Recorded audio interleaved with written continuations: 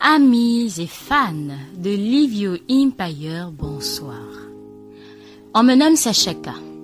Je suis avec vous ce soir pour la rubrique feuilleton et nous allons continuer avec un feuilleton que nous avons entamé il y a quelques semaines, intitulé Piège du destin. Mais avant, j'ai une citation pour vous. Elle dit ceci. Pour la plupart, avoir et être veulent dire la même chose. Soyons donc riches de quelque chose pour être considérés. Alors c'est une citation de Mahmoud Ali, l'humble poète. N'hésitez pas à liker, aller visiter sa page, partager au maximum parce que, je l'avoue, ces citations sont très poignantes. Merci Mahmoud Ali et sans plus tarder, nous allons commencer avec la rubrique feuilleton. Piège du destin de Mr. Yao Kumonji Midorouin, chapitre 14. Un toit qui part en couille. À l'école, Ami est distraite. Elle n'a plus ses esprits en classe pendant les cours. Ce matin, le professeur de mathématiques qui la remarquait depuis un certain temps, la remarque de nouveau et l'approche. Même le professeur à sa hauteur, Amé ne s'en rend pas compte. Seul son stylo est là dans la bouche. Msugan. Le prof vient de l'appeler à 2 reprises avant qu'elle ne sursaute. Oui, monsieur. Tu cherchais quoi dans les airs? Rien, monsieur. Ah bon? Montre-moi ton cours, ce que tu as déjà copié. Amé n'a rien de noté dans son cahier à montrer. D'ailleurs, elle ne savait même pas que ses camarades copiaient un quelconque cours. Tu veux bien me dire ce qui se passe avec toi depuis un certain temps? Elle reste en sourdine et le professeur reprend sa question. C'est la 2e fois. Tu veux me dire ce que tu as, mademoiselle Onsugan? Rien, monsieur, répond-elle, et languide est sa réponse.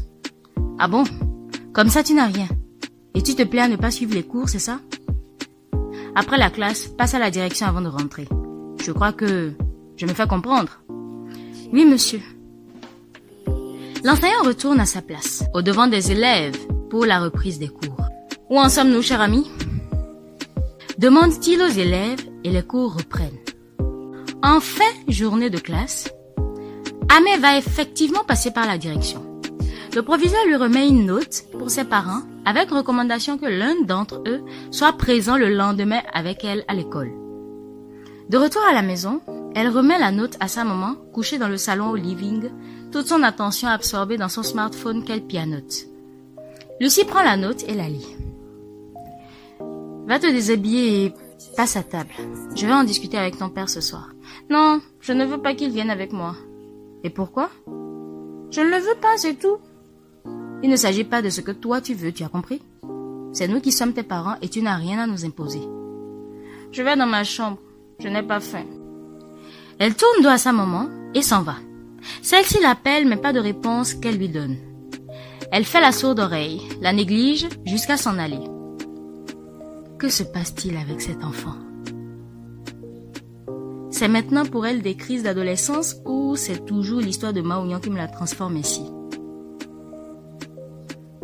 Mauvaise compagnie du lycée pour me l'influencer?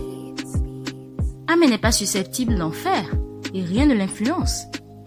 Se demande Lucie face à ce comportement de sa fille qui ne lui est pas propre.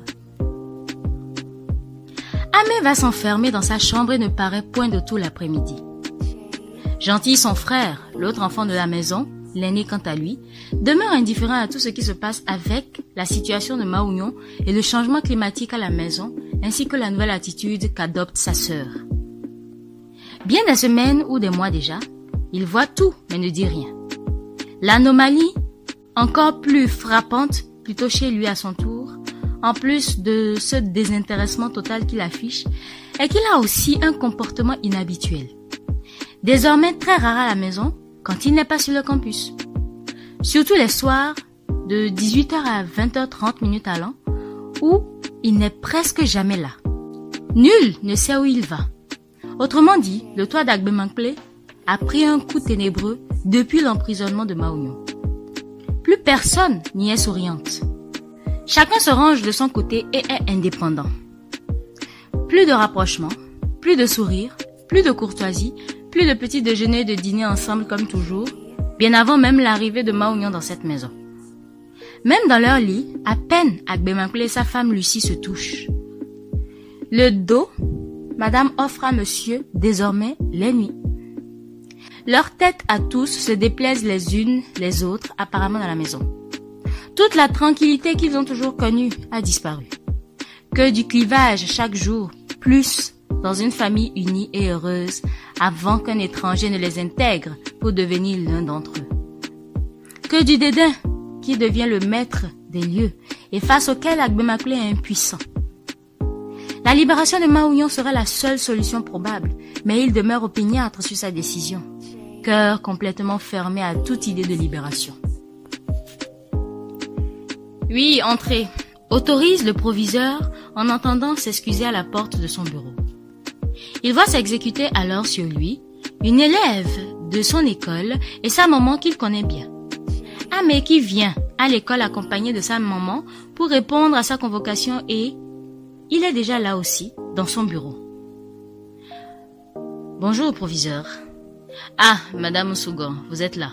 Prenez place et soyez la bienvenue. Merci, répond Lucie. Elle prend place dans le fauteuil que le directeur lui indique, de sa main droite en face de lui, de l'autre côté du mobilier. Comment va la famille, madame? Oh, ça va bien, proviseur. Et de votre côté? Tout va bien aussi.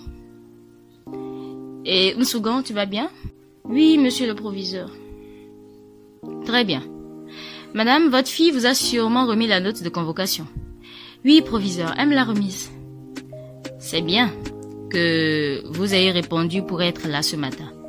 Au fait, il s'agit de votre enfant, comme dit déjà dans la note qu'elle vous a remise. Hier, leur professeur de maths m'a fait un rapport sur votre fille Nsougan pour une chose qu'il observe chez elle depuis un certain temps déjà. Et c'est la deuxième fois que je reçois ce même rapport. Je l'avais reçu de leur professeur de sciences naturelles aussi. Lucie, un peu apeurée, jette un regard craintif sur sa fille avant d'interroger le proviseur. Proviseur, quel est le problème? Elle embête ses professeurs? Non. Pas ça quand même. C'est tout de même une fille très révérencieuse. Elle est l'une de nos élèves les plus estimées de notre école en cette nouvelle année déjà. Lucie relaxe un peu à ses propos du proviseur qui continue. Le problème est plutôt à son propre niveau.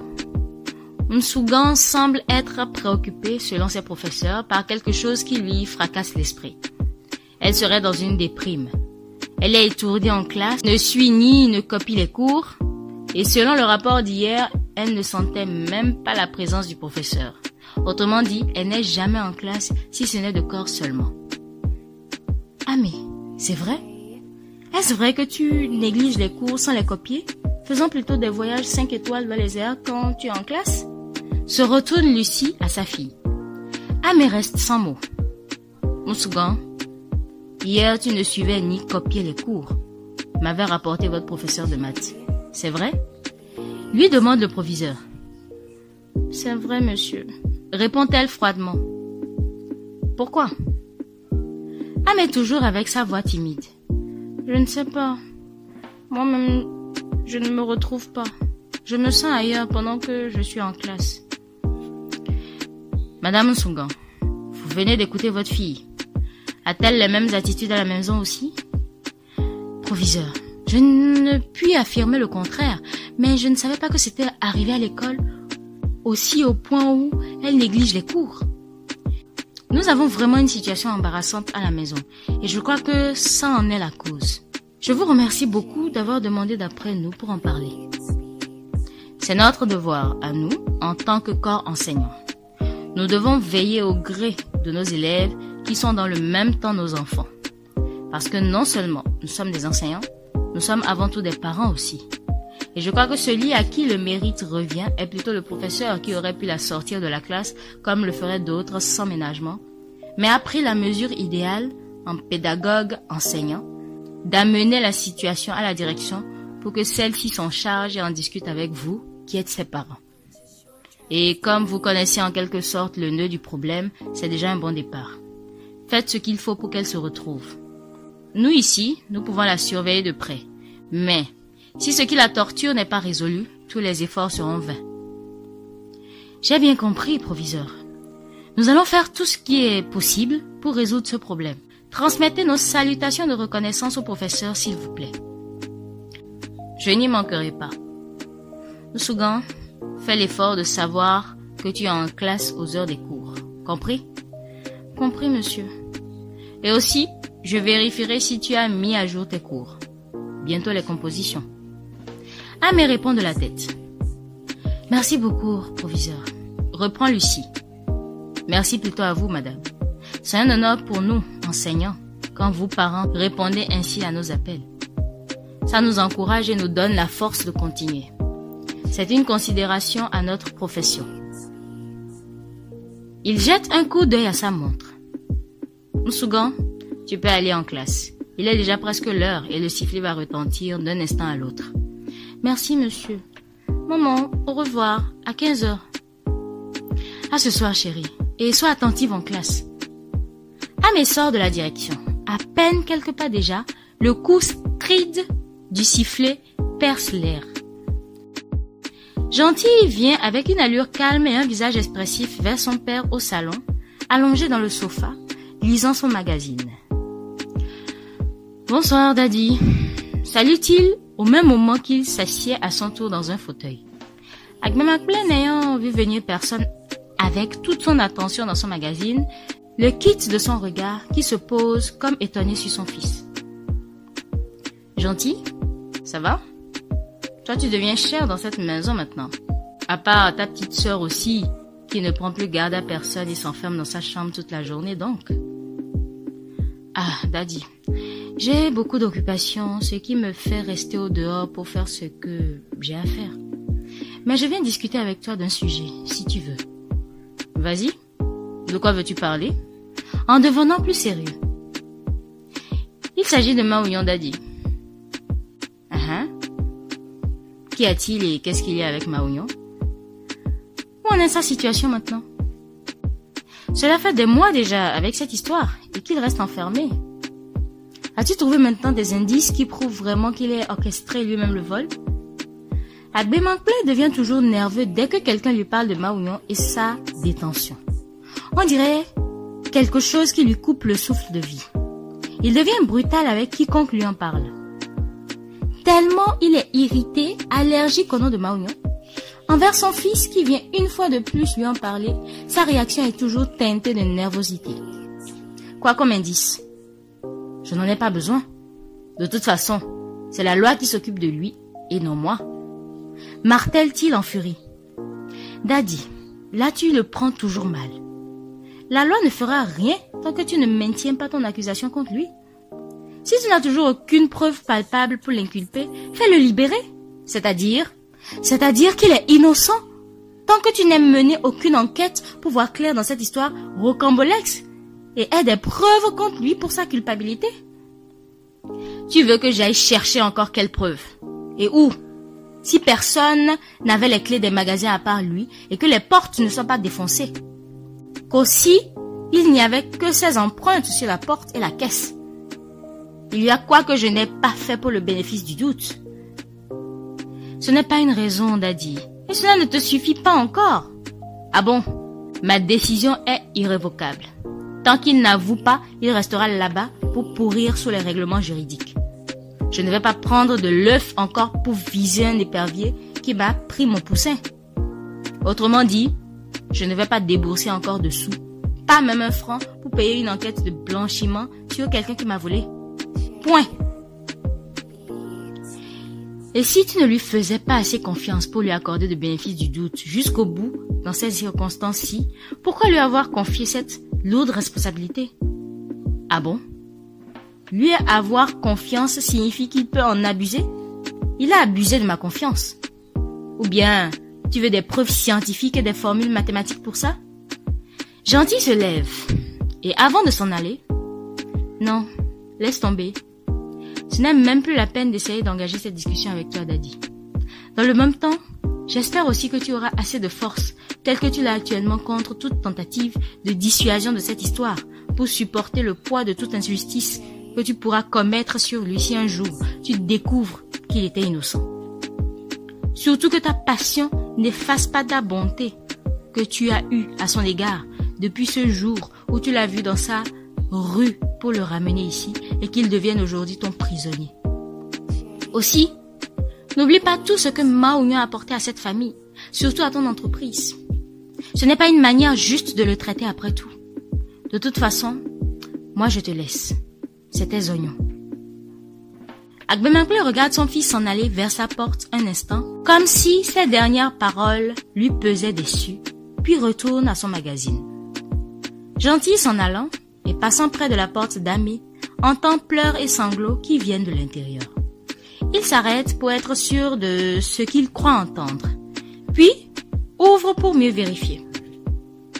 Amé est dans son lit, sautillant de fièvre, le corps plus que brûlant. À la vue de sa sœur dans un pareil état, Gentil se jette sur elle. « Tu as quoi, Amé? »« Mais, c'est la fièvre tu as? Et tu t'enfermes ici au lieu de sortir pour avertir de ce qui t'arrive? » Amé toute tremblante. « On est sortie, je ne savais pas que tu es à la maison. »« Et Daddy, tu ne sais pas qu'il est là aussi? Et ton portable? Tu ne pouvais pas au moins m'appeler? »« Je ne veux pas voir Daddy. » Attends. On t'emmène à l'hôpital. J'appelle Daddy. Non, je ne veux pas aller à l'hôpital. Arrête tes caprices, petite sœur. Tu ne vas pas bien du tout. Gentil sort en criant avec la nervosité contre son père, tronquée contre celle de l'état de santé de sa sœur. Daddy, viens vite. Nous devons emmener Amé urgemment à l'hôpital. Elle est très souffrante de fièvre. Agbemakple bondit, laisse projeter loin son magazine et se dépêche dans la chambre d'Amé.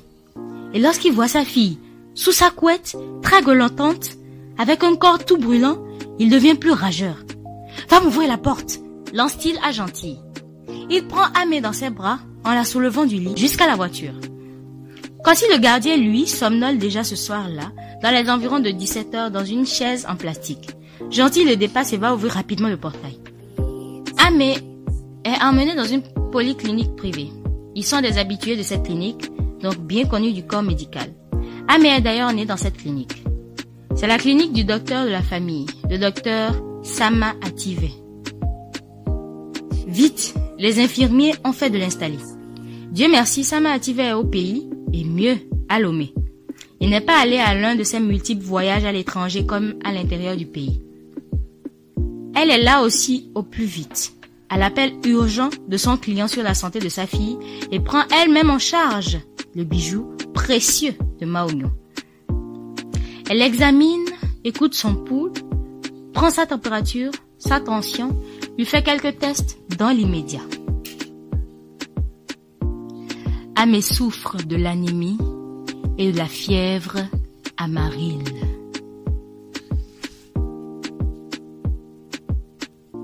Et voilà, c'en est tout pour le chapitre 14.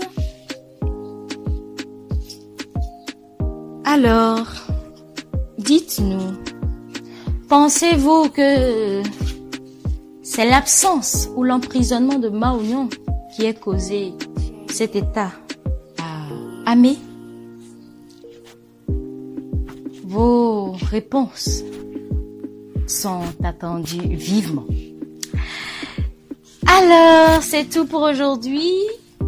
C'était Sacha K pour le plaisir de votre écoute. On se retrouve demain pour un nouveau chapitre.